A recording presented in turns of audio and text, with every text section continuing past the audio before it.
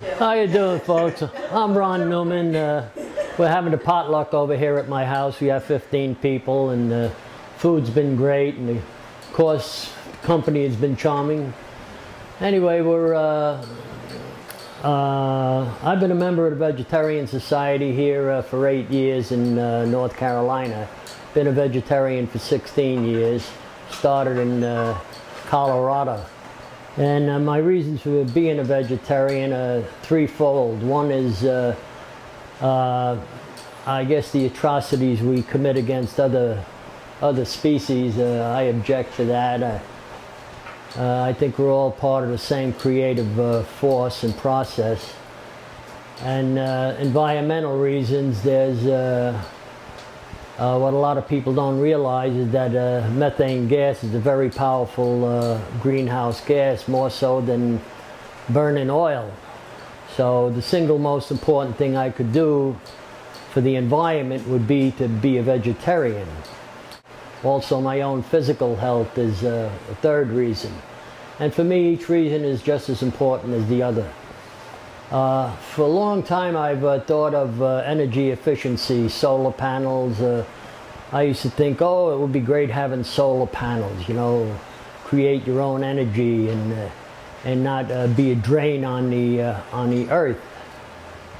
And a while back, I decided to do something about it.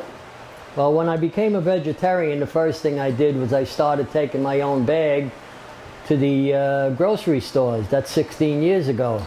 And when I started doing it, people looked at me like there was something wrong with me because the guy brings his own bag. But now everybody's doing it. So I guess I was ahead of my time. A while back, like I said, what I did is I got some awnings. I realized they're making my house here pretty warm. So I figured, well, if I got awnings, I could cut down on my air conditioning bill, and I therefore save energy. So I had awnings put in. I had them installed in 06, in February 06, and they made a difference in my air conditioning bill when the weather got warmer. Then I got some information. I forget where I first heard about tankless water heaters. Started thinking about that, and I realized, you know, it's pretty foolish to be heating 40 gallons of water 7 days a week, 24/7, you know, and I'm not using the water 24/7, so why heat it? So I investigated. I got some information on tankless water heaters, and that's what I did. I disconnected my 40-gallon water tank, took it to the dump, got rid of it, and now I have a little box on my wall that heats my water. The only time I use energy is when I turn on a hot water tap. So that's quite a bit of energy saving right there. Also, it saves me money. Next thing I did was I had a 4 kilowatt PV photovoltaic system put on my roof. There's 2,200 watt panels up there, and I generate more electricity than I use. I'm going to show you my photovoltaic system. It's what generates my electricity. It's those are solar panels up on my roof. I have 2,200 kilowatt, actually 2,200 watt panels. So combined, they generate 4 kilowatts of electricity, and it supplies all the energy I need to run my house. Plus, I have an excess, and the excess, well, I sell all my the energy I generate to Progress Energy, and I buy my energy from them. So I buy all and I sell all, and I always come out with a surplus of energy, and I get paid from Progress, also from the Green Power program.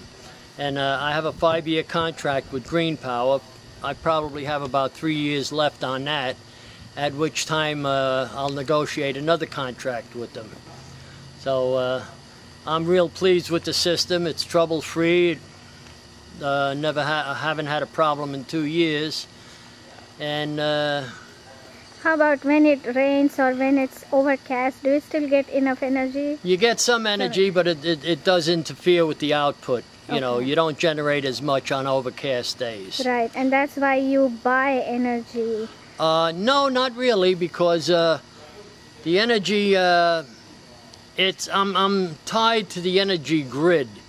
So that means I have to buy the energy from Progress, but they buy all of my energy. It's if I didn't do that, I would have to have a battery of